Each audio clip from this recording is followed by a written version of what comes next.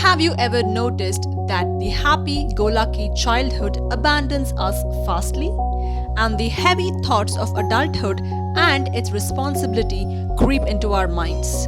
Though it is universal, a good portion of kids suffer more than others.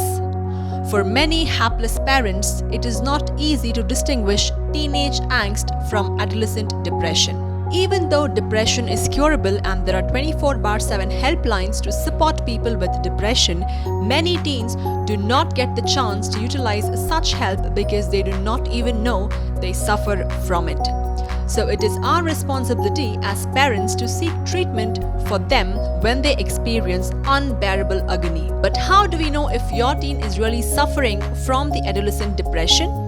How do you tell the difference between regular mood swings and depression? And when you notice a sprouting problem, how can you intervene and relieve the ailing teenager from his or her misery? We have compiled a list to help you out. While angst spoils the kid's mood for a week, depression plagues the entire teenhood and might even stretch way into their adult life. Angst can be mostly written down as moodiness without grave impact, but depression can affect the kid's day-to-day life, such as being unable to concentrate in class, doing homework, or mingle with other children.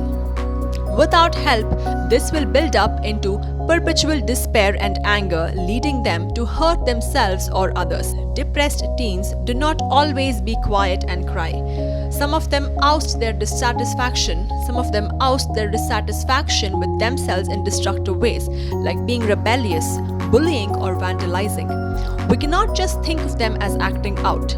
The problem might pervade way deeper, and if timely guidance is not presented, the child's future will be desolate. School problem. Many parents get surprised when the principal calls their home to inform them that their teen is absent in most classes. More shockingly, this is not an isolated incident but a recurring one. Instead of confronting the teenager with an angry outburst, the parents should try to level with the child and talk to him about it.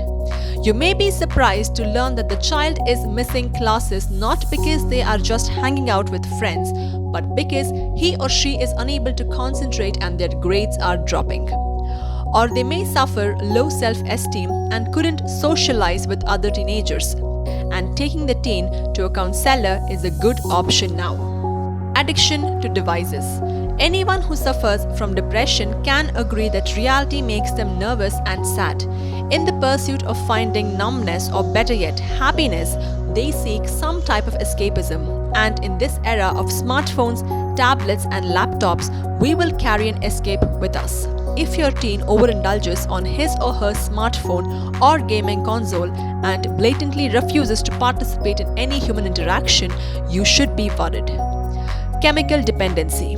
One thing that can make a parent completely break down is when they find that their teen is smoking. Or worse. But again, wrathful confrontation is not going to solve the problem. In fact, it might worsen it. Try to understand why a teenager is smoking or depending on some other chemicals. Most would have just wanted to try but not be unable to shed the habit, but a few have grown to love it because it soothes their restless minds. The depressed teenager uses cigarettes and alcohol to make their pain bearable. Extremely wild. Not all teenagers who suffer from adolescent depression suffer alone. Some laugh and play, but in the night cry alone, not having an inkling of why they even feel the mental pain or wanting to cry. These extroverted teenagers cannot tackle their problems with mere computers or video games.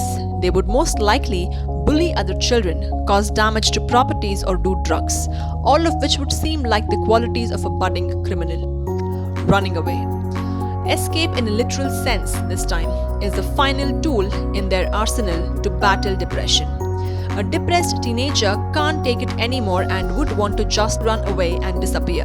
In such cases, after recovering, the lost teenager immediately seek the help of mental health professionals.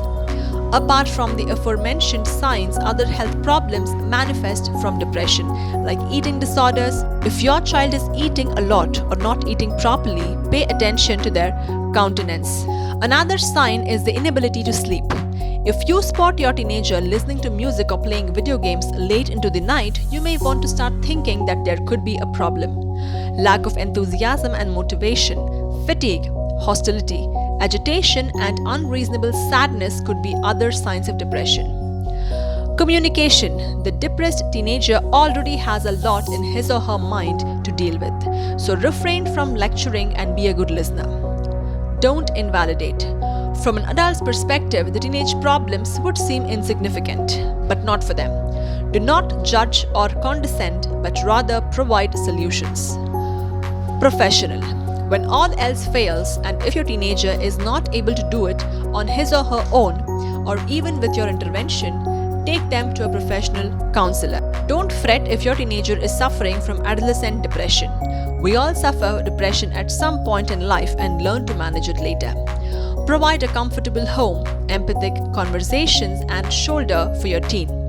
If you have tried your best and still failed to alleviate the pain, there are always professionals who could help the teens.